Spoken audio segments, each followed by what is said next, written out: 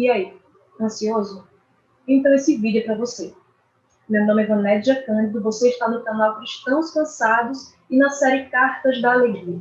Você sabia que existem 5 vacinas que não te contaram contra a ansiedade? Eu vou deixar aqui bem claro que eu não sou psicóloga, eu não sou da área de saúde, eu não sou psiquiatra, nem nada disso. Então a gente não vai entrar nessa seara. Nós vamos aqui falar como a palavra de Deus nos ajuda a combater esse mal, que pode dizer que é o grande mal dos nossos dias, a ansiedade. Nós vamos ver nessa série, aqui na Carta aos Filipenses, que se você vem acompanhando aqui, nós estamos expondo Filipenses verso a verso, e o último sermão que Isaac fez, no capítulo 4, nós vamos dar continuidade a isso. Vamos ver o que a Bíblia tem a nos dizer sobre essa questão. Então, eu convido você a lermos Filipenses capítulo 4, do verso 4 ao verso 14, e antes nós vamos fazer uma oração. Senhor nosso Deus, nós te pedimos, Pai, que a tua palavra entre em nossa mente, nosso coração, transformando, Pai, transformando tudo aquilo que nós precisamos para que nós possamos vencer esse mal da ansiedade, para que nós possamos também ajudar outras pessoas que estão ao nosso redor a vencer esse mal, para que possamos entender quem Tu és, que possamos, ó Pai, Te amar, ó Pai, cada dia, possamos, ó Pai, entendendo quem Tu és, ser pessoas que vão combater isso com a Tua palavra, vão ajudar outras pessoas com base na Tua palavra. Fica com cada um que está aqui me escutando. Que eu não venha, ó Pai, a estragar, colocando as minhas palavras em lugar das Tuas palavras. Que as Tuas palavras, ó Pai, alimentem, confrontem, consolem cada uma das pessoas que está aqui nos ouvindo. Em nome de Jesus, amém. Filipenses 4, do 4 ao 14, diz: Alegrai-vos sempre no Senhor. Outra vez digo, alegrai-vos. Seja a vossa moderação conhecida de todos os homens. Perto está o Senhor. Não andeis ansiosos de coisa alguma. Em tudo, porém, sejam conhecidas diante de Deus as vossas petições, pela oração e pela súplica, com ações de graças. E a paz de Deus, que excede todo entendimento, guardará o vosso coração e a vossa mente em Cristo Jesus. Finalmente, irmãos, tudo que é verdadeiro, tudo que é respeitável, tudo que é justo, tudo que é puro, tudo que é amável, tudo que é de boa fama, se alguma virtude há e se algum louvor existe, seja isso que ocupe o vosso pensamento. O que também aprendestes e recebestes e ouvistes e vistes em mim, isso praticai, e o Deus da paz será convosco.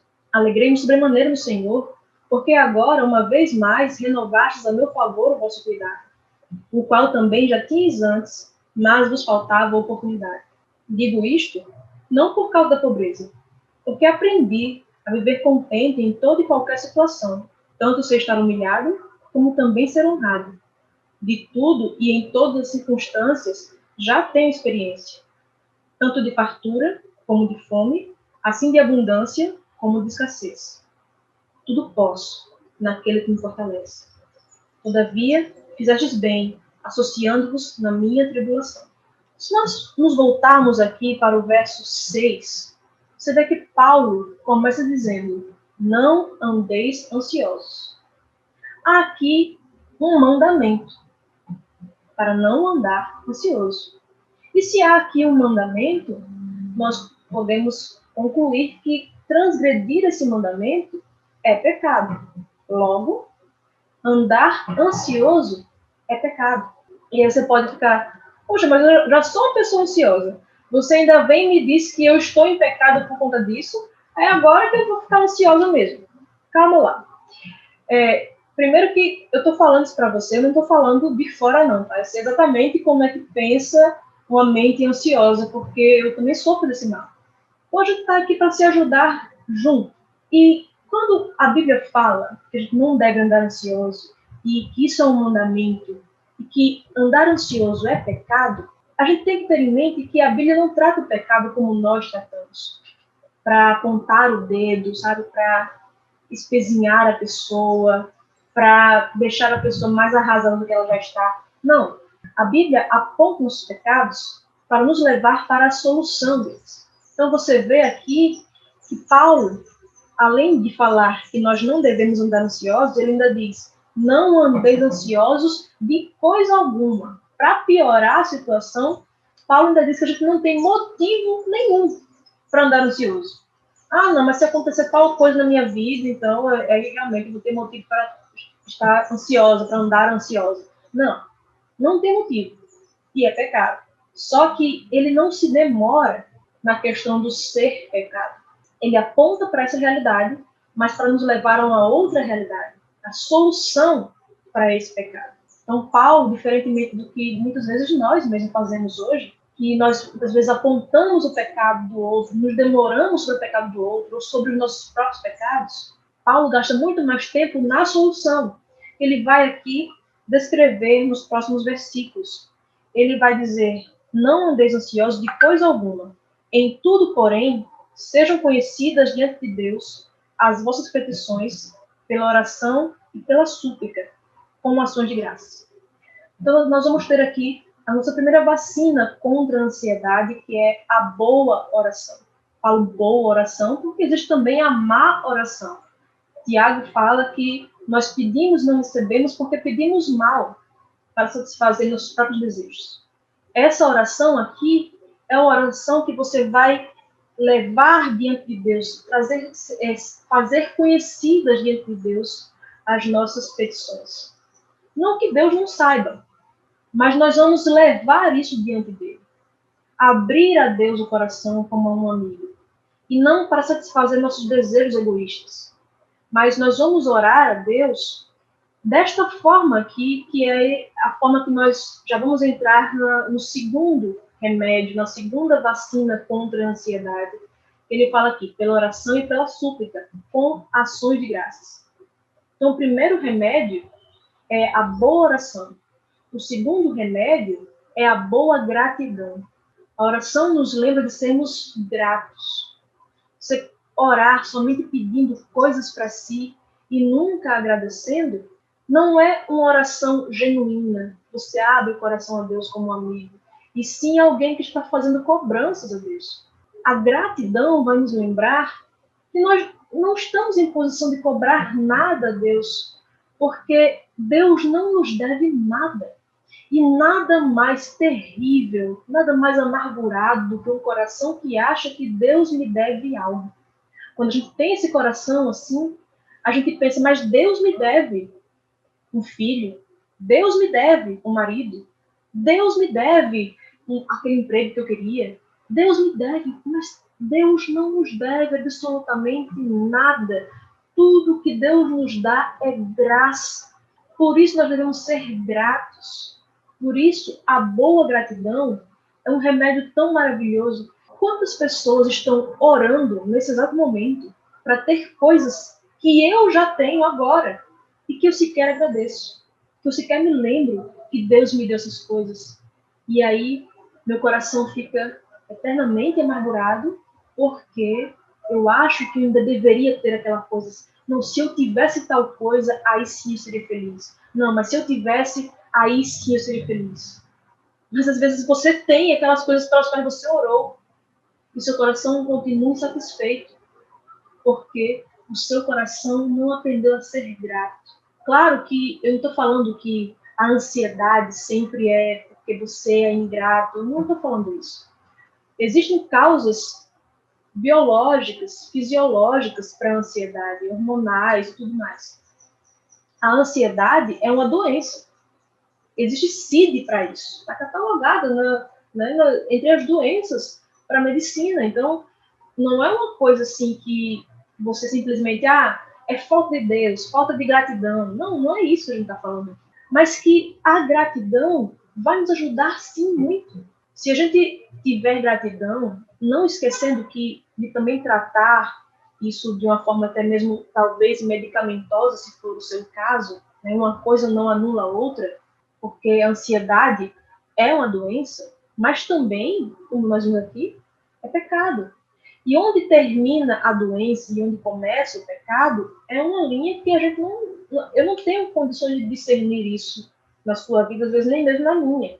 A Bíblia coloca coisas que são pecado e que nós sabemos também que são doenças. Por exemplo, o alcoolismo é uma doença. Mas a Bíblia também coloca isso como pecado. De modo que eu preciso me tratar de uma doença, mas também preciso me arrepender do meu pecado, se eu vivo no pecado do alcoolismo. Com ansiedade, também pode ser a mesma coisa. Às vezes pode ser só doença, às vezes pode ser só pecado, às vezes um misto dos dois.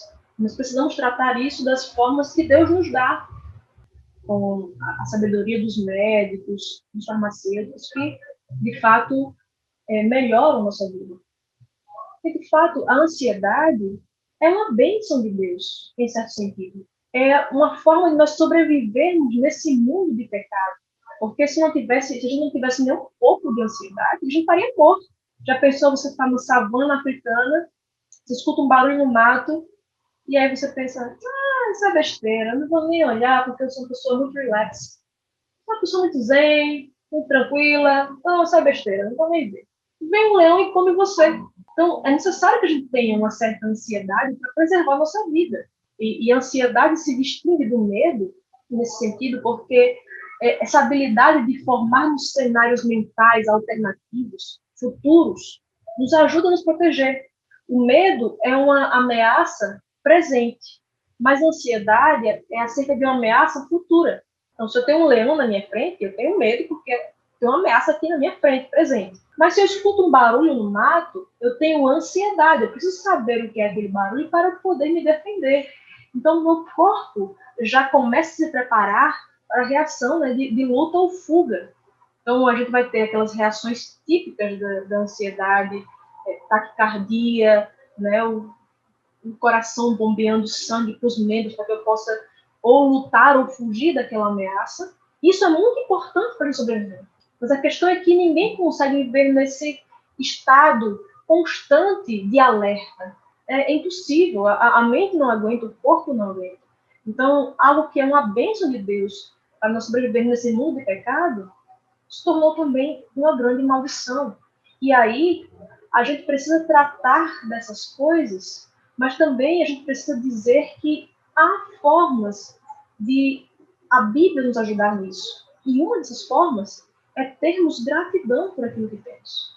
Então, se nós aplicarmos esses dois remédios, a boa oração e a boa gratidão, a gente vem aqui para o verso 7, que é quando Paulo fala: e a paz de Deus, que excede todo entendimento, guardará o vosso coração e a vossa mente em Cristo Jesus. Essa paz de Deus aqui não deve ser confundida com a paz com Deus, que é também um conceito bíblico, mas que não é a mesma coisa. Um é fruto do outro, mas são distintos.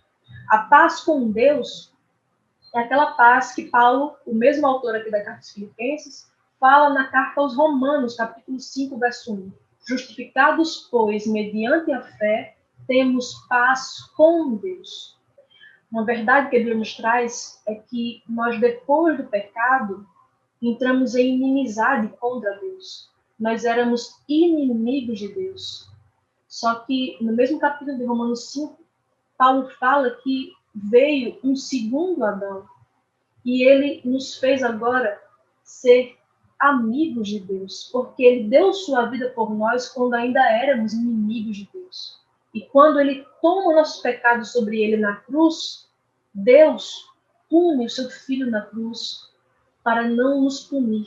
E agora, toda a aceitação que o filho tem diante do Pai, eu que criei na obra do filho na cruz, tenho. Eu sou aceita por Deus por causa de Jesus. Então, por causa de Jesus, mediante a fé que eu tenho nele, agora não há mais inimizade entre eu e Deus, entre você e Deus. Há agora paz entre nós e Deus, se nós cremos naquilo que Cristo fez. Então, essa paz com Deus vai trazer a paz de Deus, que é essa paz aqui que Paulo fala que excede todo entendimento, que é não apenas a paz com Deus, que é essa quebra dessa inimizade, e agora a ponte entre nós e Deus foi restaurada, mas essa paz de Deus agora é a paz mental que eu vou ter decorrente disso, decorrente de eu saber que agora não há mais inimizade entre eu e Deus. Ele fala que essa paz excede todo entendimento. Porque, de fato, é uma paz que... Imagina Paulo. Paulo estava preso e ele tinha paz. Como eu já falei aqui, Paulo estava preso e geralmente você espera que uma pessoa que está presa receba consolo de quem está fora. Mas Paulo não, ele estava consolando quem estava fora. Porque era uma paz que excede todo entendimento. Como é que esse homem tem paz dentro de uma prisão? Não dá para entender isso. Porque excede, de fato, todo entendimento. Porque é muito fácil você falar em paz quando você está falando de um resort na praia, né? Quando você está falando de uma vida tranquila. Mas Paulo estava falando aqui de um momento de tribulação. Por isso essa paz excede todo entendimento. Quem é que entende uma paz dessa? Uma paz mesmo sob ameaça de morte. Essa paz com Deus que vai gerar essa paz mental, essa paz de Deus, que Deus nos traz, ela acontece porque é dito aqui que Deus guardará o nosso coração e a nossa mente. Essa palavra aqui para guardará, Paulo pegou por empréstimo do meio militar. Ele dizendo que Deus vai colocar na porta da nossa mente, do nosso coração, um guarda armado para defender a nossa mente, nosso coração de maus pensamentos, sabe? Então, nós precisamos deste guarda ali, nos protegendo não só de ameaças externas, mas de nós mesmos, das nossas próprias más concepções, das próprias más ideias. Então, ele fala que esse guarda guardará o nosso coração e nossa mente em Cristo Jesus. Claro, porque é por causa de Cristo que nós temos a paz com Deus, que traz a paz de Deus, essa paz mental. E aí ele fala no verso 8, aquele que é o nosso terceiro remédio, a terceira vacina contra a ansiedade. Ele diz, finalmente, irmãos, tudo que é verdadeiro, tudo que é respeitável, tudo que é justo, tudo que é puro, tudo que é amável, tudo que é de boa fama, se alguma virtude há e se algum louvor existe, seja isso que ocupe o vosso pensamento. Então, o primeiro remédio é a boa oração. O segundo remédio é a boa gratidão. E o terceiro remédio são os bons pensamentos. Paulo fala aqui, a primeira palavra que ele usa é tudo que é verdadeiro. Essa palavra verdadeiro é a mesma palavra que Paulo utiliza para falar de doutrina verdadeira, da sã doutrina. Então, nós precisamos de sã doutrina. Muitas pessoas gostam de separar doutrina da vida, né? Da vida prática, da saúde mental, gostam de separar fé e doutrina. Só que a Bíblia não faz assim, essa separação. A Bíblia une essas coisas para que nós possamos nos apegar cada dia mais a Deus. E aquilo que Deus uniu, o homem não deve separar. A gente não deve achar que doutrina divide, como algumas pessoas dizem. Não. O que divide, o que traz problema, é a falsa doutrina. É aquilo que é não verdadeiro. Porque aquilo que é verdadeiro, isso deve ocupar a nossa mente. E aqui, Paulo vai falar que essas coisas devem ocupar a nossa mente, porque se a gente parar para pensar, ter pensamentos falsos sobre Deus, sobre a doutrina, atrapalha muito. Pensa lá no povo de Israel, quando eles estavam clamando a Deus por comida, estavam ansiosos sobre o que iriam comer, e Deus manda para eles comida do céu. Veja, né, a importância de sermos gratos. Eles estavam pedindo algo, né, e a gente às vezes pede coisas, recebe e não agradece, mas eles estavam pedindo algo, receberam, e Deus deu uma instrução, que era a seguinte: colham somente aquilo que for suficiente para o dia de hoje. Para o outro dia, você colhe no outro dia. Colham somente o que for para aquele dia, com exceção do sexto dia, que você vai colher para aquele dia e para o outro dia. Deus já ensinou ali o povo com relação à guarda do sábado. Mas nos outros dias você vai colher só o suficiente para aquele dia. Mas aquele povo vivia imerso numa cultura de deuses egípcios. Né? E os deuses pagãos são temperamentais, são imprevisíveis. Um dia eles estão bem com você, no outro dia eles acordam com a pá virada. E aí você que se vire para aplacar a ira desse Deus temperamental. Não só isso, mas o escravo no Egito sabia que se o seu senhor, se o seu feitor acordasse bem, ele teria um dia bom. O escravo não levaria tantas chicotadas. Mas se ele acordasse com a pá virada, aquele escravo iria apanhar bastante aquele dia, porque assim é o ser humano. O ser humano tem pensamentos, sentimentos que são oscilantes.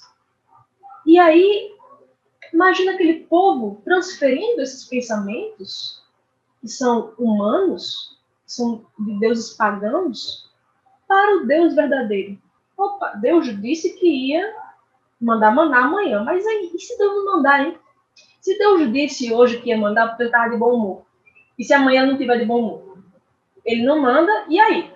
Eu fico como? O que é que eu vou comer? O que é que eu vou beber? O que é que eu vou dar para minha família?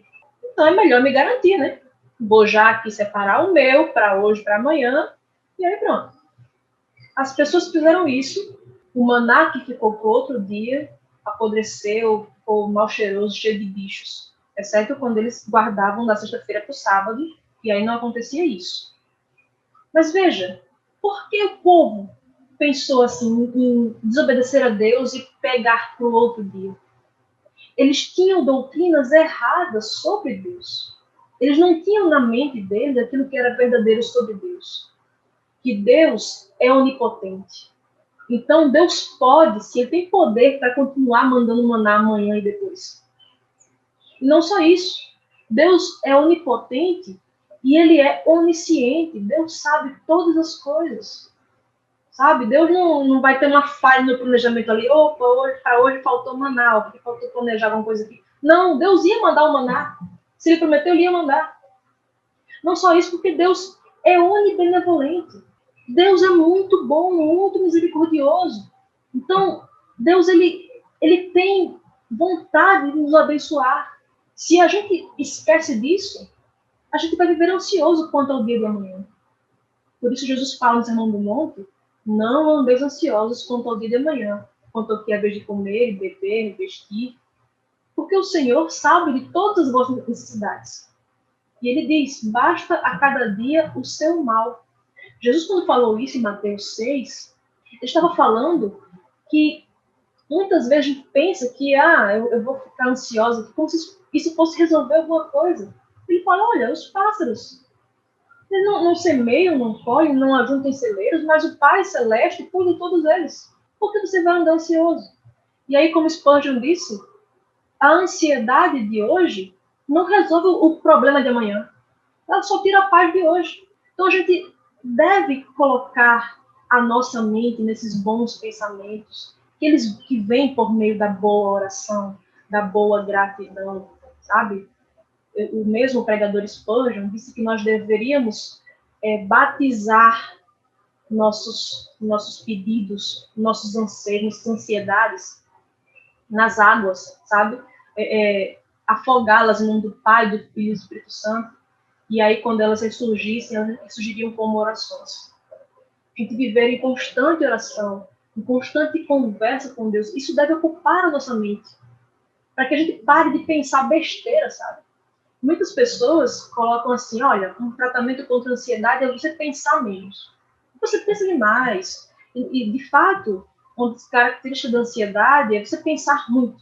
Então, você começa a formular 1000 modos de como aquilo pode dar errado e você fica ansioso. Mas aí as pessoas dizem, olha, a forma de você fazer isso é pensar menos. Pense menos, fique zen, esvazie sua mente. O remédio bíblico é o contrário, não é você esvaziar sua mente, não é você pensar menos, é pensar mais. Mas pensar mais sobre o quê? Sobre as verdades de Deus. Que Deus é onipotente, onipresente, onisciente, onibenevolente. Isso vai nos ajudar a não cair nas ciladas do nosso próprio coração. Porque, de fato, quando você terminar aqui de ouvir esse sermão, você pode desligar o YouTube e fazer outra coisa. Eu não vou continuar pregando para você. Quem vai continuar pregando para você são os seus pensamentos. é o seu coração. Você pode escutar o melhor pregador do mundo. Depois aquela pregação acaba. E quem vai pregar para você é você mesmo. Então, o nosso coração é o nosso maior pastor, porque ele está com a gente o tempo todo, pregando ou verdade sobre Deus, ou mentira sobre Deus. Então, aquilo que é verdadeiro precisa ocupar a nossa mente, precisa ocupar os nossos pensamentos. Então, nosso primeiro remédio, nossa primeira vacina é a boa oração, o segundo é a boa gratidão, o terceiro são os bons pensamentos. E aí Paulo vai encaminhar aqui para o quarto remédio, para a quarta vacina contra a ansiedade, no verso 9. O que também aprendestes e recebestes, e ouvistes e vistes em mim, isso praticai, e o Deus da paz será convosco. Isso aqui, Paulo faz aqui um callback, que Paulo retorna a algo que ele vinha falando na carta, que é com relação ao exemplo. Ele disse, olha, vocês aprenderam coisas de mim, vocês receberam coisas de mim, ouviram coisas de mim e viram coisas de mim. Pratiquem isso. Para que a gente possa ter uma boa prática nesses termos aqui, nós precisamos ter boas companhias. Então, esse quarto remédio aqui são os bons relacionamentos. A gente buscar se rodear de pessoas que amam o Senhor. Claro que nós vamos ter também no nosso ciclo de amigos pessoas que não são da fé, isso é importante. Nós também precisamos ajudar essas pessoas, também seremos ajudados por elas. Mas é muito importante que nós nos cerquemos de pessoas que amam a Jesus. Se você conhece alguém que ame a Jesus, sabe, grude nessa pessoa que nem um carrapato. Esteja em comunidade, para que, às vezes, os seus pensamentos, que não estão pregando para você coisas verdadeiras sobre Deus, vem um amigo e prega para você coisas verdadeiras sobre Deus. Nós precisamos dessa ajuda. Precisamos de bons exemplos para imitar. Sabe? Pessoas que estão também lutando contra o pecado, assim como nós, e elas podem nos ajudar, nós ajudamos essas pessoas também. Então, os bons relacionamentos são muito importantes na luta contra a ansiedade. E muitas vezes, quando nós estamos ansiosos, é fácil nós tendermos a nos isolar. Algumas pessoas são assim. Mas o remédio bíblico é não se isole. Busque bons relacionamentos, boas companhias. Busque uma boa comunidade de fé, para que você possa congregar, para que você possa estar ali em contato uns com os outros. Agora, na pandemia, isso ficou mais difícil, mas busque manter esses relacionamentos da forma que você puder, de formas virtuais ou o que for, mas busque estar em contato com as pessoas, busque conversar, busque se abrir, busque contar dos seus problemas, sabe? E isso é grande ajuda para que a gente possa combater a ansiedade. Então, o quarto remédio, os bons relacionamentos. E aí Paulo vai para o verso 10, em que ele diz, alegrei-me sobremaneira no Senhor, porque agora, uma vez mais, renovastes a meu favor o vosso cuidado, o qual também já tinhas antes, mas vos faltava oportunidade. Ele fala aqui que ele se alegrou sobremaneira no Senhor. E Paulo usa essa palavra aqui várias vezes na carta, por isso que é também conhecida como a carta da alegria. Ele disse que ele se alegrou sobremaneira, mas não uma alegria qualquer. Ele se alegrou no Senhor. Ele se alegrou por causa das coisas que o Senhor fez com que aquelas pessoas ali em Filipos fizessem em relação a Paulo. Ele se alegrou porque eles renovaram em favor de Paulo o cuidado dele. Então, veja como é importante esse quarto remédio, que são os bons relacionamentos. Isso alegrou sobremaneira a Paulo. Essa alegria de Paulo estava depositada não naquilo que as pessoas podiam fazer a Paulo. Porque muitas pessoas prejudicaram Paulo, mas ele se alegrava mesmo assim. Porque essa alegria estava no Senhor. E aí, quando você pega aqui e volta lá para o primeiro verso que a gente leu, e que a gente não falou deles, que eu deixei para falar agora, esses versos 4 e 5. Paulo fala que a primeira palavra do verso 4 é alegrei-vos. Alegrai-vos sempre no Senhor. E ele repete, outra vez vos digo, alegrai-vos. Essa alegria aqui no Senhor é uma alegria que é a despeito de qualquer coisa. Essa é a alegria do Senhor. Quando Paulo fala, por exemplo, lá no Salmo 24, que o Senhor é meu pastor e nada me faltará, ele tinha alegria, ainda que ele andasse no vale da sombra da morte. Então, esse quinto remédio, nosso quinta e última vacina contra a ansiedade, essas vacinas aqui, você deve administrá-las todas de uma vez, tá? Essas vacinas essas coisas assim, você tem que tomar uma só, né? Aqui toma todas, certo? Todas essas vacinas aqui vão ser muito importantes. E essa vacina, essa quinta vacina, é aquilo que Paulo fala no verso 11. Digo-vos não por causa da pobreza, porque aprendi a viver contente em toda e qualquer situação. Esse quinto remédio aqui é o bom contentamento. Nós estarmos contentes com qualquer situação. Se nós estivermos andando em pastos verdejantes, ou se estivermos andando no vale da sombra e da morte. Sabe? Essa alegria aqui é uma alegria que independe das circunstâncias. Isso é o contentamento. O contentamento é você andar contente em toda e qualquer situação. Você andar contente, como Paulo fala aqui no verso 12, tanto na humilhação quanto na honra, Paulo diz, tanto ser estar humilhado, como também ser honrado. De tudo e em todas as circunstâncias já tem experiência, tanto de fartura como de fome, assim de abundância como de escassez. Paulo está falando aqui que, olha, ainda que eu ande no vale do da morte, não temerei mal algum, porque tu estás comigo. A tua vara e o teu cajado me consolam. Então é no Senhor que nós temos essa alegria e esse contentamento. Sabe? É porque eu sei que o Senhor está comigo, que agora eu vou me alegrar a despeito das circunstâncias. E ele fala no verso 5, seja a vossa moderação conhecida de todos os homens. Perto está o Senhor. Essa moderação aqui é a mesma coisa que sobriedade. Sejam sóbrios, sabe? Sejam racionais. Pensem racionalmente. Porque a ansiedade, muitas vezes, é irracional. Ela nos leva a lugares que nós não deveríamos ir em nossa mente se nós simplesmente pensássemos e fôssemos sóbrios. É totalmente irracional e muitas pessoas também fazem separação entre razão e fé, e não deveriam fazer, porque a fé é racional, embora ela exceda o entendimento, né? Essa paz que Deus nos dá excede o entendimento, ela não é uma fé irracional. Não é porque nós não entendemos que ela é algo que foge à razão, vai além da razão, mas não é algo que vai contra a razão. Nós devemos usar nossa razão, nossos sentidos, a verdade sobre Deus, para raciocinar e sermos sóbrios. Não há motivo para andarmos ansiosos se nós formos sóbrios. E essa sobriedade vem por meio desse contentamento, de eu entender que Deus está comigo, não importa o que aconteça. Então, quando o salmista fala, o Senhor é meu pastor e nada me faltará, e depois ele fala que, olha, mas eu vou andar pelo vale da sombra da morte? Como assim, nada me faltará? Está faltando coisa nesse vale aí, pelo menos vida está faltando. A questão é que o contentamento nos ensina a andarmos satisfeitos em Deus. Não importa o que aconteça, não importa o que é que falte, para mim é como se não faltasse nada, porque o Senhor está comigo. O Senhor supre todas as minhas necessidades.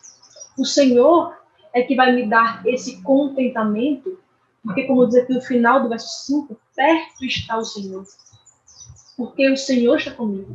A sua vara e o seu cajado me consolam.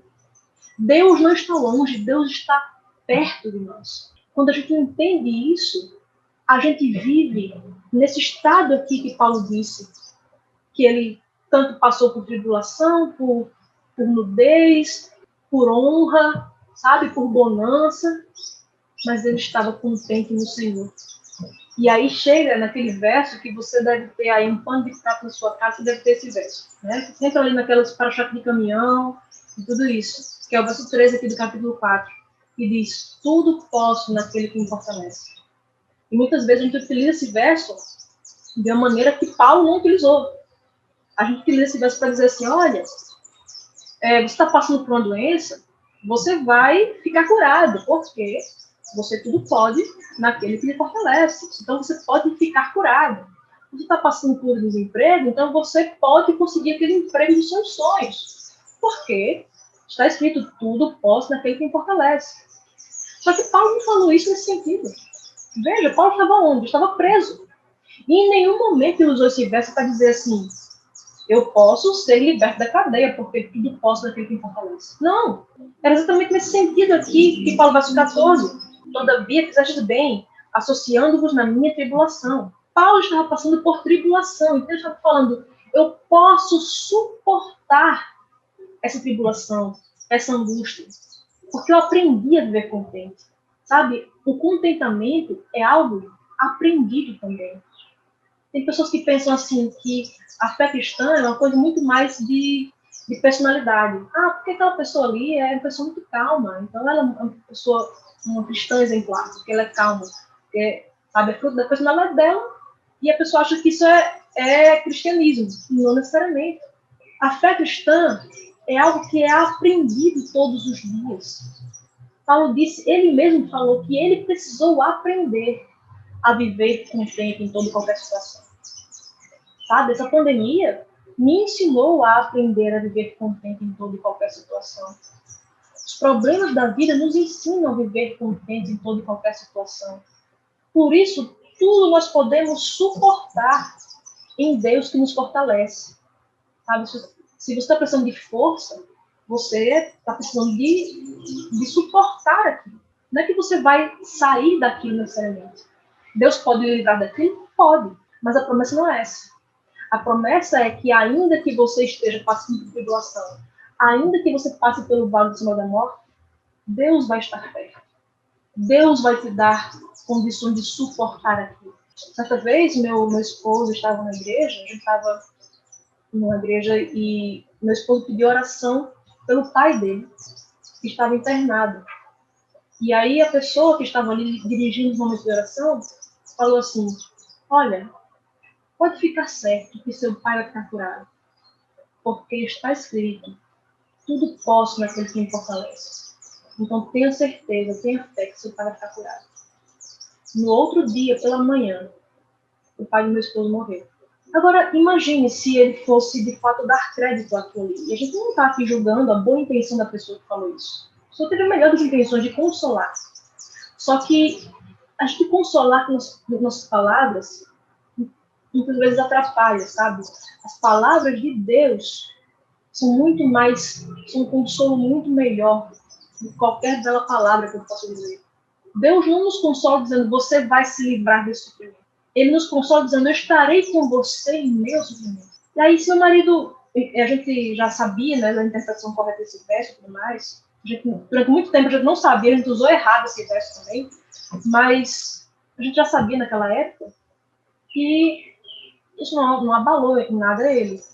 Mas já imaginou se a pessoa estivesse acreditando mesmo na tudo posso e Deus vai curar meu pai e o pai da pessoa morre?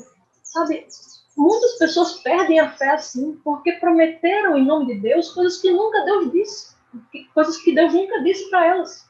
Meu esposo tem um colega de trabalho assim, o filho dele doente e ele, membro dessas igrejas que promete tudo, né, promete cura e tudo mais, e ele disse, seu filho está curado.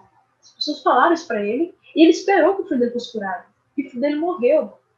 Hoje em dia, esse homem tem ódio da Bíblia, de igreja e tudo isso.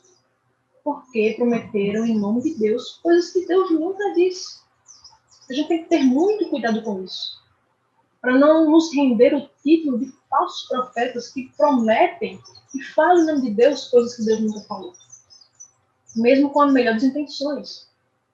Mas que a nossa intenção seja sempre consolar por meio da palavra. O consolo da palavra é muito melhor. E aí nós muitas vezes queremos sempre o tudo posso, como disse C.S. Lewis. Queremos o tudo posso e nos esquecemos daquele que nos fortalece.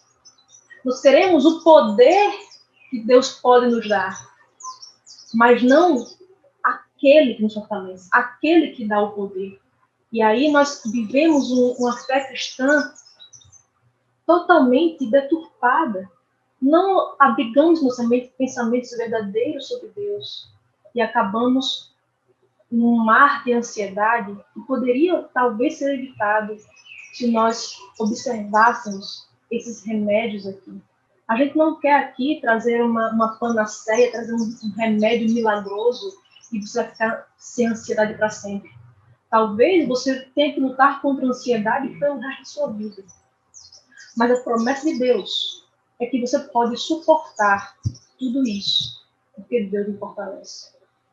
Você pode suportar a perda, você pode suportar a morte, você pode suportar qualquer coisa que apareça em sua vida, porque Deus está perto. E aí, eu vou encerrar com uma história que sempre toca no meu coração quando me lembro. É a história de um homem que ele era um homem muito bem-sucedido na cidade de Chicago, lá em 1870 e pouco. E esse homem muito bem-sucedido se converteu à fé cristã. Seu nome era Horatio Spafford. Ele se converteu fruto de uma cruzada evangelística do grande evangelista Moody. Dwight Moody pregou, e esse homem ouviu, e ele aceitou Cristo. Ele começou a seguir a Cristo. E ele ia muito bem na sua vida. Só que um dia, em 1871, houve um grande incêndio na cidade de Chicago que queimou 2/3 da cidade. Foi o maior incêndio da história americana. E esse homem perdeu grande parte dos seus bens naquele incêndio. Ele tinha escritório de advocacia lá em Chicago e tudo pegou fogo. E esse homem viveu uma vida cheia de percalços. Pouco tempo depois disso, o seu filho, Horatio Jr., morreu vítima de escarlatina. E 2 anos depois desse acontecimento, do incêndio, ele colocou sua mulher e suas 4 filhas num navio rumo à Europa, onde eles iriam se encontrar com o evangelista Moody e muitas esposadas. Ele mandou sua família na frente do navio, enquanto ele resolvia algumas coisas do negócio em Chicago. Só que esse navio nunca chegou ao seu destino na Europa.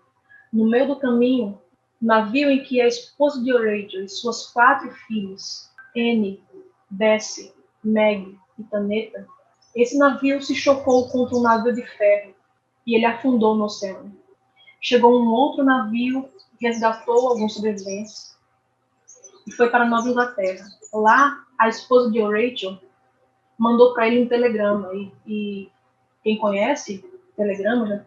As pessoas hoje em dia não são muito jovens e não conhecem isso, mas telegrama era uma correspondência que você mandava com o mínimo de palavras possíveis. E ela mandou um telegrama dizendo para ele assim: salva sozinho. Naquele momento, Horatio entendeu que sua esposa estava bem, mas suas 4 filhas estavam depositadas no fundo do Oceano Atlântico. E ele pegou um navio para se encontrar com sua esposa. No meio da viagem, os tripulantes comentaram entre si que ali havia sido o local do choque daquele navio em que estava a família de Horatio. Naquele momento, Horatio começou a compor aquele que é um dos hinos mais memoráveis de toda a himnologia cristã, um dos meus hinos preferidos, It is Well with My Soul, que em tradução livre é Tudo está bem com minha alma, e que nas traduções dos hinários em português se tornou Sou Feliz ou Sou Feliz com Jesus. E o hino começa falando que, embora eu possa gozar mais doce paz, ou possa acontecer coisas horríveis na minha vida, ainda assim, tudo está bem com minha alma. Ainda assim, eu sou feliz com Jesus. É isso que o contentamento nos traz. Não importam as circunstâncias. Essa palavra, inclusive, contentamento, que vem da palavra autarquia, era a palavra que era usada para quando uma cidade subsistia com recursos próprios.